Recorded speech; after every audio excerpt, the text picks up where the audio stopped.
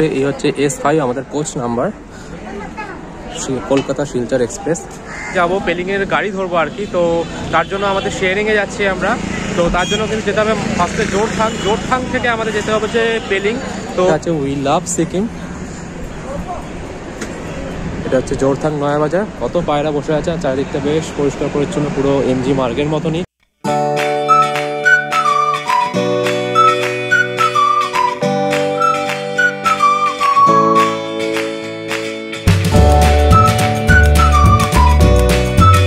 এটা ছিল আগের বছর অর্থাৎ 2024-এর মার্চ মাস। আর এই মার্চ এপ্রিল আস্তে আস্তেই বাঙালিদের মনে জেগে ওঠে পাহাড় ভ্রমণের ইচ্ছা। দক্ষিণবঙ্গের গরম থেকে বাঁচতে সবারই কিন্তু মন চায় কোনো পাহাড়ের কোলে সপ্তাহখানিক ছুটি কাটিয়ে আসা। আর সেই টানে আমরাও বেরিয়ে পড়লাম সিকিমের উদ্দেশ্যে। প্ল্যান হলো পেলিং যাব, আর যেই বলা সেই কাজ। তাড়াতাড়ি লাগেজ গুটিয়ে আমরা কিন্তু বসে পড়লাম গাড়িতে কলকাতা স্টেশন যাওয়ার উদ্দেশ্যে। কারণ কলকাতা স্টেশন থেকে আমাদের দুপুর 3টার সময় রয়েছে কলকাতা শিলচর এক্সপ্রেস।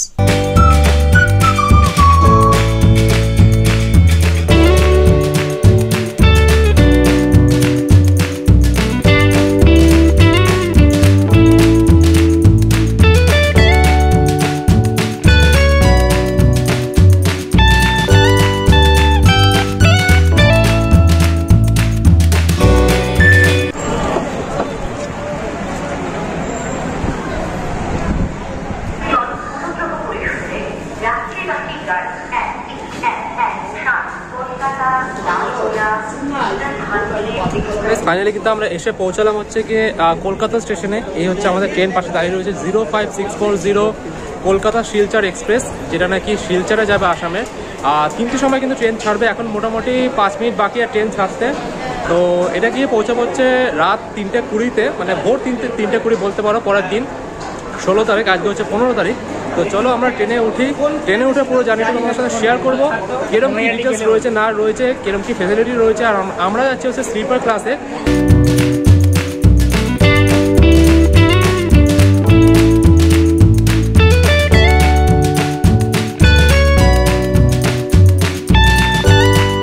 হচ্ছে S5 আমাদের coach number, Kolkata Silchar express.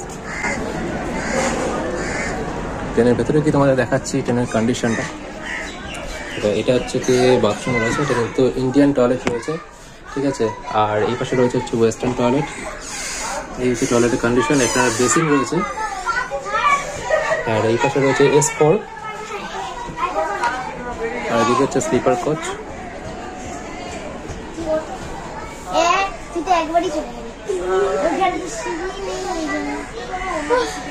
রয়েছে কিন্তু একদম সোজা ওই পাশে।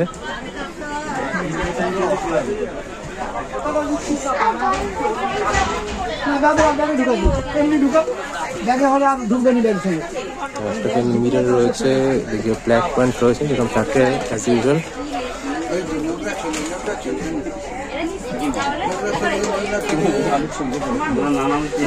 খাওয়া যাবে না।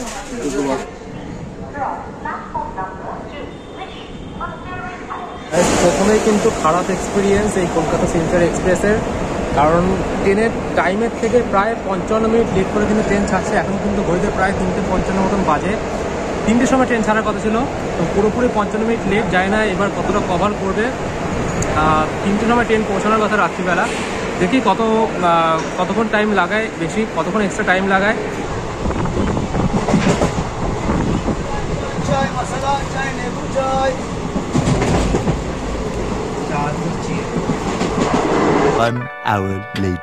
ট্রেন কিন্তু আমাদের 5টা বাজে দাঁড়ালো। এটা হচ্ছে নৈহাটি স্টেশন।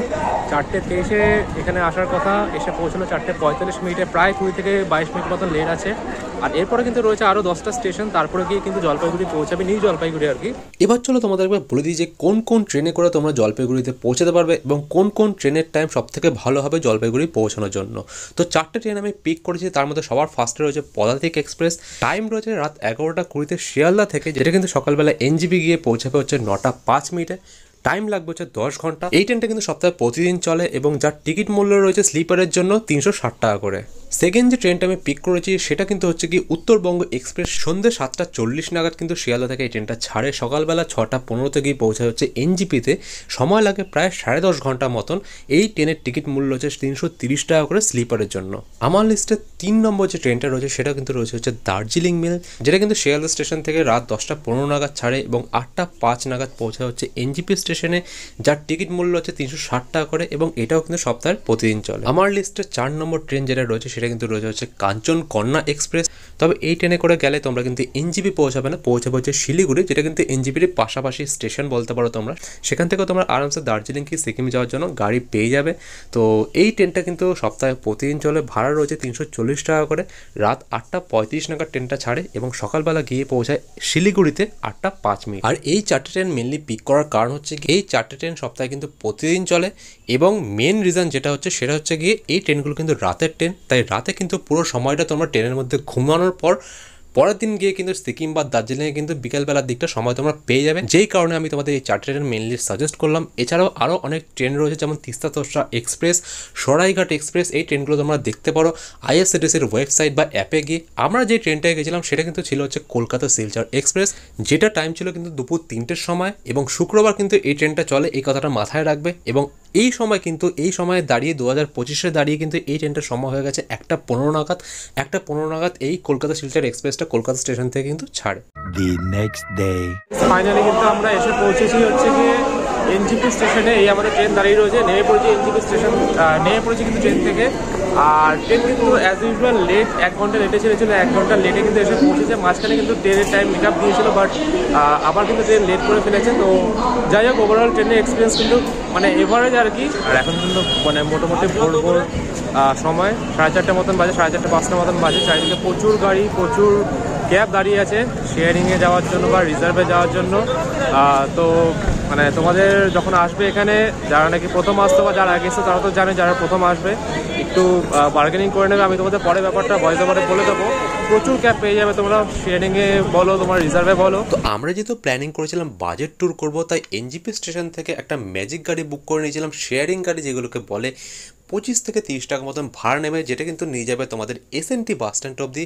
এবং এসএনটি বাস স্ট্যান্ড থেকে তোমরা পেলিংয়ের গাড়ি কিংবা ভায়া জোরথাং হয়ে পেলিং যাওয়ার গাড়ি কিন্তু পেয়ে যাবে। গাইজ, আমি দেখো আছি কিন্তু এখন শিলিগুড়ি এসএনটি বাস স্ট্যান্ডের কাছে। আমার উল্টো দিকে হচ্ছে শিলিগুড়ি এসএনটি বাস স্ট্যান্ড। এখান থেকে আমরা পেলিংয়ের গাড়ি ধরবো আর কি। তো তার জন্য আমাদের শেয়ারিংয়ে যাচ্ছি আমরা। তো তার জন্য কিন্তু যেতে হবে ফার্স্টে জোরথাং থেকে আমাদের যেতে হবে যে পেলিং। তো এই ঠিক এসএনটি বাস স্ট্যান্ড তার ঠিক অপোজিটে, একদম অপোজিটে এখান থেকে কিন্তু গাড়ি ছাড়ে। এই হচ্ছে আমাদের গাড়ি, 350 টাকা করে নিল, 300 টাকাও নেয়। তো যাই হোক, 350 থেকে 350 নেবে, এখান থেকে কিন্তু ছাড়ে, ঠিক আছে। তো জোরথাং যাই, মোটামুটি 3 থেকে 3.5 ঘন্টার মতন লাগবে। সেখান থেকে আবার আমাদের যেতে লাগবে পেলিং। তো শিলিগুড়ি এসএনটি বাস স্ট্যান্ড থেকে প্রায় সকাল 6টার সময় কিন্তু আমরা গাড়িতে চেপে বসলাম। আমরা রওনা দিলাম শিলিগুড়ি শহর ছেড়ে জোরথাংয়ের দিকে।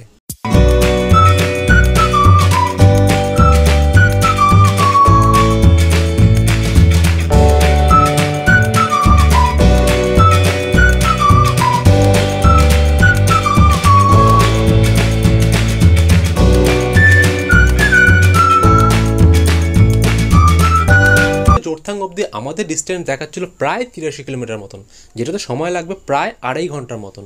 এবং জোরথাং অবধি যাওয়ার পর আমাদের কিন্তু গাড়ি চেঞ্জ করে যেতে হবে পেলিং, যার ডিস্টেন্স প্রায় 36 কিলোমিটার, যেটার সময় লাগবে প্রায় আরও 1.5 থেকে 2 ঘন্টা মতন। তো টোটাল কিন্তু আমাদের 130 কিলোমিটার মতন ডিস্টেন্স ট্রাভেল করতে হবে, যার জন্য কিন্তু প্রায় 4.5 ঘন্টা থেকে 5 ঘন্টা আমাদের সময় লাগবে শেয়ারিংয়ে।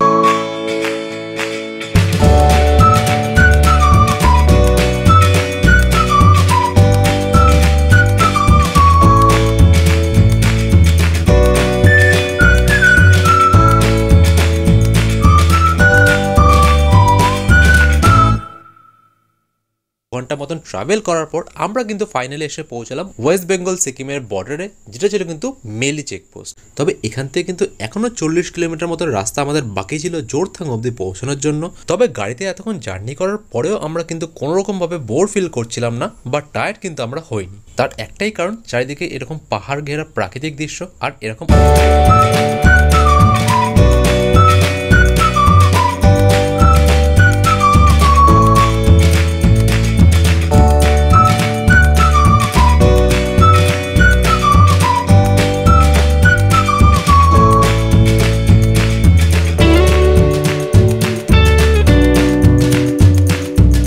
যেটাকে কিন্তু আমরা প্রথমে তিস্তাভাবে গুলিয়ে ফেললেও পরে জানতে পারি এই নদীর নাম কিন্তু রঙ্গিত। আর এই রঙ্গিত নদীর কথা কিন্তু এর আগে প্রচুর ভিডিওতে আমি শুনেছি, যেই নদী গিয়ে পরে কিন্তু তিস্তাতে গিয়ে মিশেছে।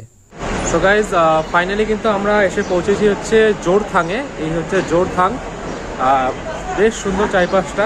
আর এখানে কিন্তু এই গাড়ি পার্কিং করলো, পার্কিং করার পর এখান থেকে আবার আমরা পেলিংয়ে যাব, তো তার জন্য এখানে গাড়ি বুকিং করতে হবে। তো মোটামুটি 80 কিলোমিটার রাস্তা এসএনটি বাস স্ট্যান্ড থেকে, শিলিগুড়ি থেকে মোটামুটি 80 কিলোমিটার রাস্তা এই জোরথাং। আমাদের সময় লাগবে 2 থেকে 2.5 ঘন্টার মতন। গাড়ি মোটামুটি ভালোই চলেছে, কারণ রাস্তা খুব একটা জ্যাম থাকে না। তো এই আর কি জোরথাংয়ে রয়েছে এই মুহূর্তে। এখন ঘড়িতে সময় প্রায় 9টা মতন। এখান থেকে পেলিংয়ে গাড়ি ধরবো। পেলিংয়ে যেতে এখান থেকে বেশি সময় লাগবে না, মোটামুটি 45 কিলোমিটার রাস্তা রয়েছে। তো মোটামুটি আশা করছি 1.5 ঘন্টার মধ্যে আমরা কভার করে ফেলতে পারবো। আর গাড়ি থেকে নামার পর আমরা কিন্তু জোরথাংয়ের চারিপাশে এই অঞ্চলটা বেশ কিছুক্ষণ ঘুরে দেখেছিলাম। চারিপাশটা কিন্তু বেশ পরিষ্কার পরিচ্ছন্ন এবং চারিদিকে পাহাড় দিয়ে ঘেরে এই অঞ্চল। তোমাদের কিন্তু ঘুরতে বেশ ভালো লাগবে। এছাড়া এখানে কিন্তু গ্যাংটকের এমজি মার্কেট মতনই আরও একটি এমজি মার্ক রয়েছে, যার চারিপাশে রয়েছে মার্কেট। তোমরা চাইলে কিন্তু এই মার্কেটটা একবার ঘুরে দেখতে পারো। এখানে ঢুকছে এই মুহূর্তে। এখানে কিন্তু আমাদের গাড়ি এসে দাঁড় করিয়েছে শিলিগুড়ি থেকে। এখানে লেখা আছে গ্যাংটক শিলিগুড়ি, বিভিন্ন জায়গায় কালিম্পং, মেলি, এইসব জায়গায় হচ্ছে গাড়ি ছাড়ে। ঠিক আছে, তো আমরা যাবো হচ্ছে পেলিং। এখান থেকে কিন্তু টিকিট বুকিং করতে হবে। জোরথাংয়ে 20 থেকে 25 মিনিট সময় কাটানোর পর আমাদের গাড়ি কিন্তু ছেড়ে দিল পেলিংয়ের উদ্দেশ্যে। তবে ডাইরেক্ট কিন্তু আমরা পেলিং যাচ্ছি না, আমরা ফার্স্টে যাবো হচ্ছে গেজিং, যার দূরত্ব এখান থেকে প্রায় 36 কিলোমিটার মতন, এবং সেখান থেকে আমরা গাড়ি ধরে যাবো হচ্ছে গিয়ে পেলিং। আর জোরথাংয়ের এই নয়াবাজার ট্যাক্সি স্ট্যান্ড থেকে আমাদের কিন্তু মাথা পিছু ভাড়া লেগেছিল 170 টাকা করে গেজিং অবধি যাওয়ার জন্য, এবং গেজিং থেকে আরও পার হেড 50 টাকা করে আমাদের ভাড়া লাগবে পেলিং অবধি যাওয়ার জন্য। আর এই ব্রেক জার্নি করে যাওয়ার দুটো কারণ রয়েছে। প্রথমত ভাড়াটা কিন্তু অনেকটাই কম লাগে এই শেয়ার ট্যাক্সিতে গেলে। এছাড়া তোমরা কিন্তু অনেকটা রেস্ট নিয়ে যেতে পারবে, যেহেতু আমাদের হাতে অনেকটাই সময় ছিল, তাই আমরা কিন্তু রাস্তায় অনেকটা রেস্ট নিয়ে তারপরে গিয়ে পেলিং পৌঁছেছিলাম। তোমাদের যদি সাথে বয়োজ্যেষ্ঠ কোনো মানুষ থাকে বা ছোটো বাচ্চা থাকে বা হাতে যদি সময় কম থাকে, তাহলে কিন্তু শিলিগুড়ি থেকে ডাইরেক্ট তোমরা গাড়িও পেয়ে যাবে ডাইরেক্ট পেলিং যাওয়ার জন্য। মাথা পিছু 3.5 থেকে 4,000 টাকা ভাড়া নেবে একটা ছোট গাড়ির জন্য। এছাড়া বড় গাড়ি যদি হয় সেখানে কিন্তু 5 থেকে 5,500 টাকা ভাড়া নেবে। সেক্ষেত্রে সময়টা অনেকটা কম লাগলেও ভাড়াটা কিন্তু অনেকটাই বেশি লাগবে। তো সেটা কিন্তু সম্পূর্ণ তোমাদের ওপর, তোমরা কীভাবে যাবে।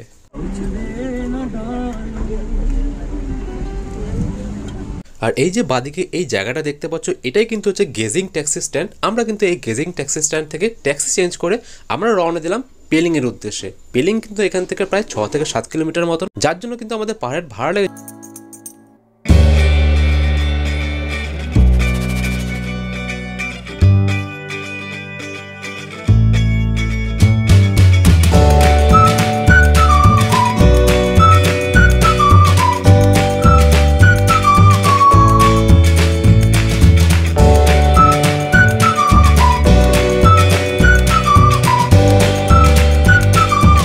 তবে 4.5 ঘন্টা থেকে 5 ঘন্টার মতন ট্রাভেল করার পর আমাদের কিন্তু সেরকম ক্লান্তি লাগছিলই না, কারণ একটাই পেলিংয়ের এই শান্ত মনোমুগ্ধকর পরিবেশ, যেটা কিন্তু গ্যাংটককে অন্য কোনো কোলাহলপূর্ণ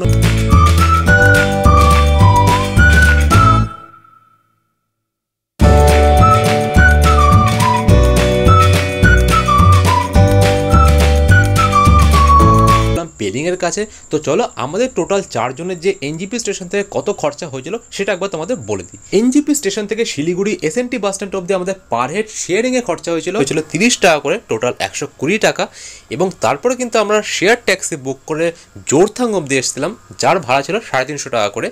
জোরথাং থেকে আবার ট্যাক্সি বুক করে আমরা গেছিলাম গেজিং, যেটার কিন্তু পার হেড ভাড়া ছিল 170 মানে 170 টাকা করে। এবং তারপরে যে গেজিং থেকে আমরা ট্যাক্সি নিয়েছিলাম তার ভাড়া ছিল পার হেড 65 রুপিস করে। তো টোটাল যদি আমি হিসাব করি তাহলে আমাদের টোটাল 4 জনের খরচা হয়েছিল 2460 টাকা, যেটা কিন্তু পার হেড যদি আমি হিসাব করি তাহলে আসবে 615 মানে 615 টাকা। মাত্র 615 টাকায় আমরা কিন্তু এনজিপি স্টেশন থেকে 4.5 ঘন্টা থেকে 5 ঘন্টার মধ্যে পেলিং গিয়ে পৌঁছেছি। তোমাদের সুবিধার্থে আমরা যে গাড়ি করে এসেছিলাম সেই গাড়ির ফোন নাম্বার আমি তোমাদের দিয়ে দিলাম, তোমরা কিন্তু ডেসক্রিপশন বক্স থেকে চেক করে নিতে পারো। মোটামুটি 10:30 থেকে 11টা নাগাদ আমরা কিন্তু আপার পেলিং এসে পৌঁছালাম। আমাদের এই হোটেল ছিল কিন্তু আপার পেলিং, হোটেলের নাম হচ্ছে হোটেল সিম্বো।